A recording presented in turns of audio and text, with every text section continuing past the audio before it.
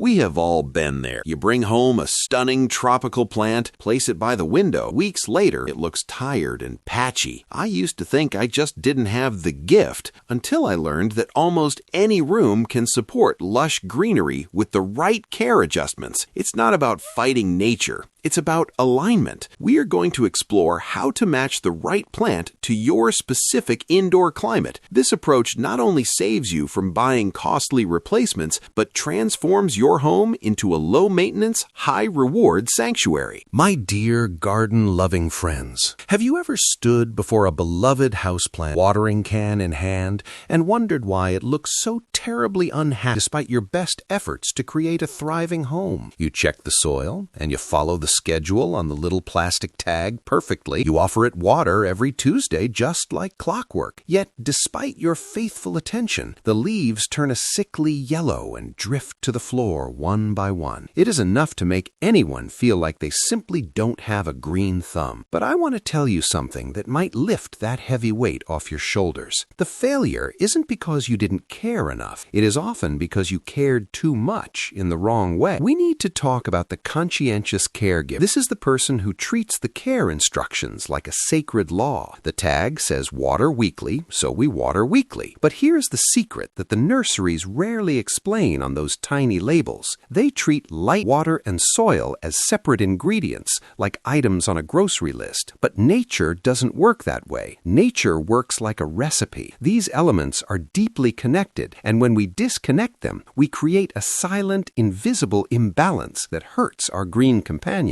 Here's the real magic to understanding your plants. You must think of light and water not as chores, but as a metabolism. Light is the energy that drives the plant's daily activity. Water is the fuel. When a plant sits in bright, strong light, its internal systems are moving quickly. It is working hard, processing energy, and it gets very thirsty. It drinks up the moisture in the soil efficiently because its metabolism is high. But when we bring that same plant indoors into our gentle living rooms, the light levels naturally drop. Suddenly, that plant is no longer operating at high speed. Its metabolism adjusts to the softer light. But if we continue to feed it the same volume of water that it needed when it was in brighter conditions, it cannot process it. The water sits in the pot. It fills the soil and stays there far longer than intended. This is the hidden issue. The plant slows its drinking because the light is lower, turning your normal, loving watering routine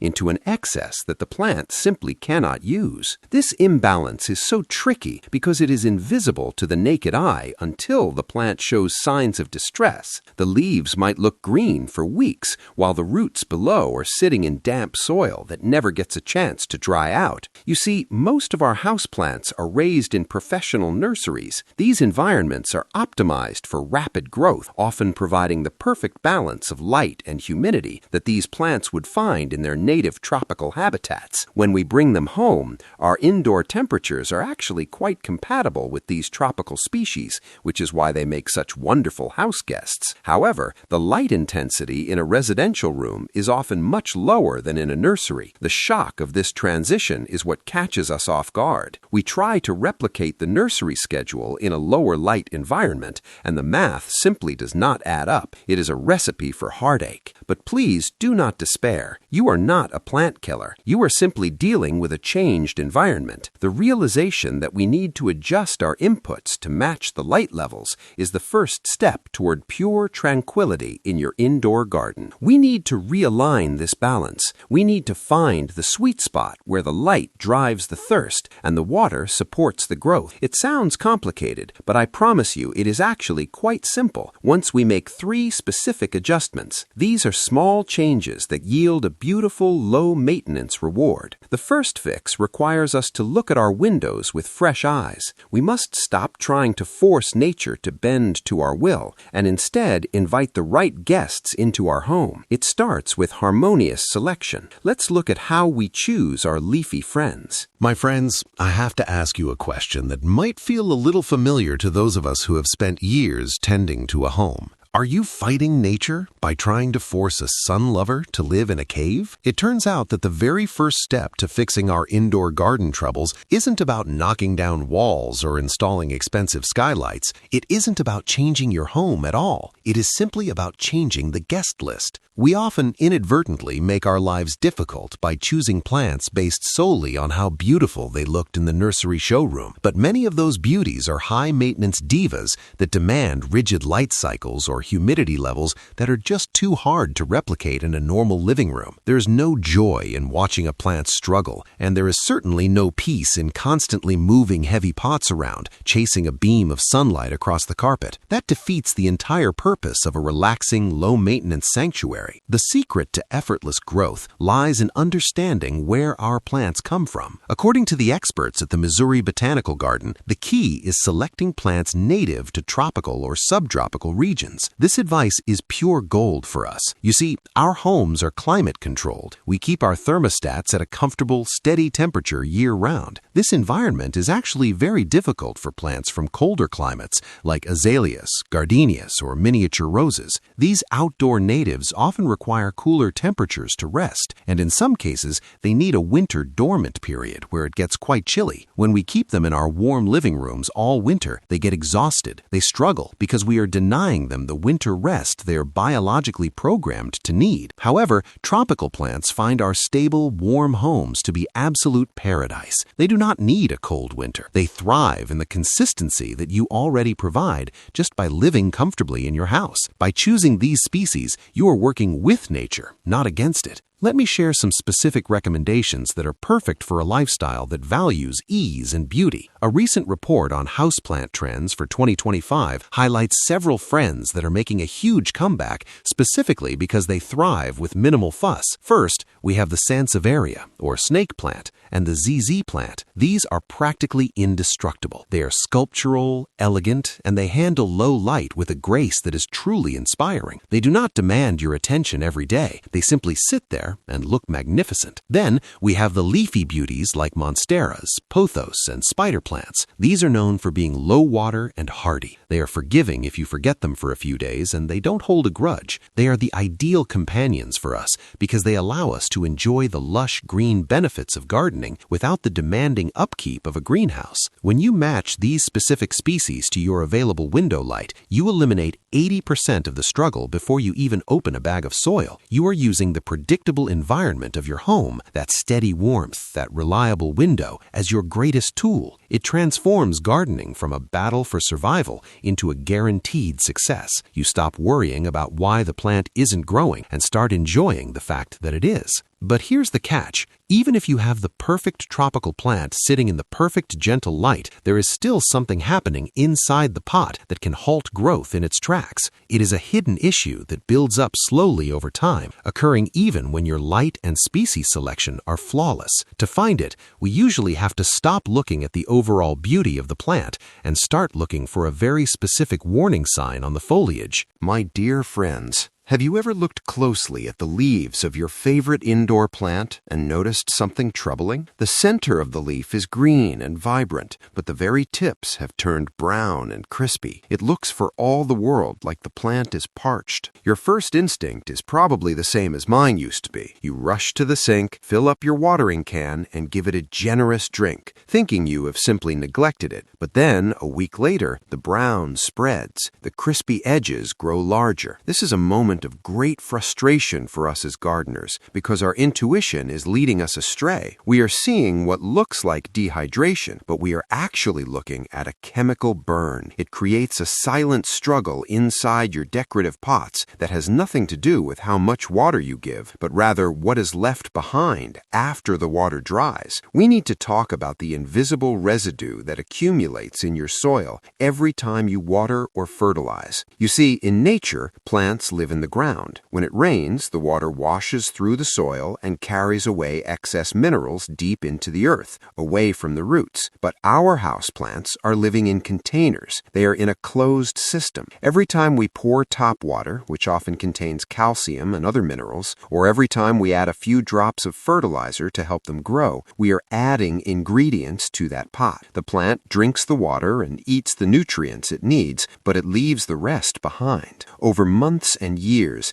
these leftover minerals stay trapped in the pot. They have nowhere to go. They begin to concentrate within the soil, building layer by layer. Eventually, they reach levels that are too high for the plant to handle. This buildup burns the tender tips of the roots, which hinders the plant's ability to absorb essential nutrients and water. Ironically, by watering more because we think the plant is dry, we are often adding more fuel to the fire. But here is the simple solution that costs absolutely nothing and creates a fresh start for your green companion. I call it the flushing fix. Think of it as a spa day for your soil. Instead of repotting the plant, which is heavy, messy work that can be hard on our backs, we are simply going to wash the dirt clean. It is a technique recommended to specifically address this buildup without disturbing the roots. To perform the flushing fix, you take your plant to the sink, or if it is larger, the bathtub or shower. You are going to water the plant generously, but not just a normal cupful. You want to run gentle, lukewarm water through the soil so that it flows freely out of the drainage holes at the bottom of the pot. You want to see the water running out the bottom for a good minute or two. This thorough rinsing helps to wash away those accumulated leftovers, effectively cleansing the soil. I like to do this once or twice a year, especially for my older plants that have been in the same pot for a long time. It flushes away the invisible stress and restores a healthy environment for the roots. As the water runs through, imagine it carrying away and stop those mysterious brown tips from spreading. You restore the soil's health so the roots can breathe, and soil and perfect light. There is one final piece of the puzzle we must address. It concerns the pot itself. Many of us love those beautiful ceramic containers that match our decor, but they often hide a dangerous secret about where the water goes after we pour it. We need to look at how to manage the water that sits at the bottom of the pot to ensure our plants never have wet feet. My garden-loving friends, I want you to look at the beautiful ceramic pots sitting on your windowsills. We love them because they match our curtains and bring a touch of elegance to our rooms. But I have to share a hard truth with you. Many of these decorative vessels act like swimming pools for our plants' roots, and they are responsible for more plant failures than almost anything else. We often assume that putting a layer of gravel at the bottom of a pot without holes is enough to keep the water away from the dirt, but sadly, that creates a stagnant reservoir where bacteria thrive. This leads to a condition that the experts at the Missouri Botanical Garden call wet feet. It is exactly what it sounds like. Imagine wearing wet socks inside rubber boots all day. Your feet would become unhappy very quickly. Plant roots are the same. When they sit in water that has nowhere to go, they cannot breathe. They suffocate. The tragedy is that root rot is a silent illness. It happens deep inside the container, hidden from view. By the time you see the damage on the yellowing leaves, the root system is often too decayed to save. It is heartbreaking to lose a longtime friend this way, especially when we thought we were keeping them well watered. But here is the drainage secret that has saved my back and my plants. It is a technique called double potting, or using a kasha pot. Instead of planting your green friend directly into that heavy, expensive ceramic pot, you leave the plant in its lightweight plastic nursery pot, the unsightly one with all the drainage holes at the bottom. You simply slip that plastic pot inside the beautiful decorative one. This seems like a small detail, but it changes the entire mechanics of your care routine. When you plant directly into a heavy decorative pot, you have to drag that heavy weight to the sink to water it, or risk pouring water in and hoping it doesn't pool at the bottom. With double potting, you handle the water management with ease. When it's time to water, you just lift the lightweight inner liner out. It weighs, letting the water rush through the soil and out the holes, ensuring the roots get a good drink without drowning. This method also allows us to spot problems with the soil itself. Sometimes, if you water a plant plant and the water runs out instantly, it means the soil has shrunk and pulled away from the sides. The water is bypassing the roots entirely. If you can lift that inner pot out, you can set it in a bowl of water for a few minutes to rehydrate the soil properly. You could never do that if the plant was permanently fixed in a heavy clay urn. Once the nursery pot has finished dripping, you place it back into its beautiful home. There is no standing water, no wet feet, and no mess on your furniture. For those of us in our golden years, this is a distinct physical advantage. We aren't straining our wrists or backs lifting heavy stoneware. We're working with lightweight tools that make the job gentle and accessible. This technique ties everything we have discussed together. It prevents the drowning we talked about earlier by ensuring gravity can do its work. It keeps the aesthetic beauty of your home in function meets beauty in the most delightful way. You get the lush look of the ceramic pot, but the health benefits of the nursery pot. It stops the silent killer of root rot before it ever begins. When you know your plants are sitting in a healthy environment, draining freely and breathing easily, a specific kind of anxiety leaves your mind. You are no longer worrying about what's safe. This shifts your relationship with your garden from one of constant fretfulness to one of observation and enjoyment. And when we stop worrying, we start to experience the true purpose of keeping plants nearby. It opens the door to something much richer than just home decoration. It invites us to ask a question that touches on something we rarely discuss in gardening books. What happens to us on the inside when our plants finally start to thrive? We spend so much energy worrying about yellow leaves and dry soil, but when you finally crack the code, when you align the light, flush the salts, and secure the drainage, something shifts. The tension in your shoulders drops. You stop walking past your windowsill with a sense of dread, wondering what you did wrong, and eager to see what new leaf has unfurled while you were sleeping. It turns out that gardening is not just a chore we perform to keep our house looking tidy. It is a genuine pathway to mental clarity and peace. Science is beginning to confirm what we gardeners have known in our hearts for decades. Recent studies on indoor gardening show significant improvements in mental well-being, noting that tending to plants can help alleviate anxiety, stress, and fatigue. It transforms the act of care into a moment of peace. It becomes less about maintenance and more about companionship. You realize you are nurturing a living thing, and in turn, it nurtures. Engaging in gardening can actually help reduce blood pressure and even lower reliance on pain medication. It seems that when we nurture nature,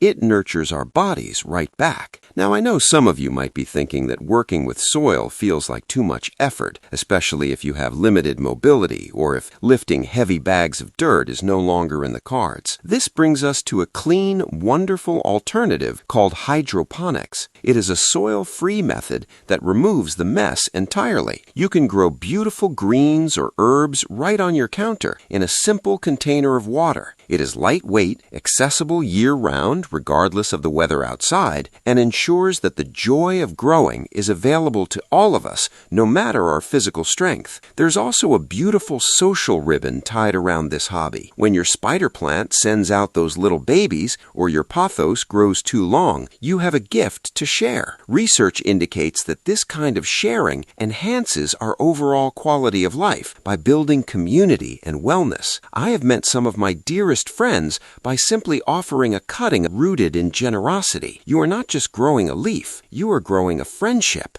I firmly believe that the routine itself is a form of medicine. Imagine starting your day not with the noise of the television, but with a quiet patrol of your indoor garden. You sip your coffee, you touch a leaf to check its firmness, and you check the saucer to ensure it is dry. This simple, grounding practice sets a tone of purpose for the entire day. It's a moment of stillness where you are connected to the slow, steady rhythm of nature right there in your living room. So the ultimate payoff of all these changes, the lighting, the flushing, and the pots, is not just a green plant in the corner. It's a greener, happier life for you. It's the satisfaction of being a capable steward of nature. It's the peace of a home that feels alive. When we cultivate wellness in our plants, we cannot help but cultivate it in ourselves. We are naturally drawn into a cycle of care that benefits the grower just as much as the grown, and all. My dear garden-loving friends, we have truly moved from frustration to becoming confident diagnosticians of our indoor sanctuaries. You now possess the 3 keys: alignment with light, the refreshing flushing fix, and the drainage secret. These are the practical tools that ensure consistent vigor in your greenery and save you from the cost of constant replacements. Remember, gardening is not just presence. It offers us a path to a greener and happier life. Start small and let your indoor garden become a source of daily tranquility and pride. If you found this helpful, hit that like button and share it with a friend.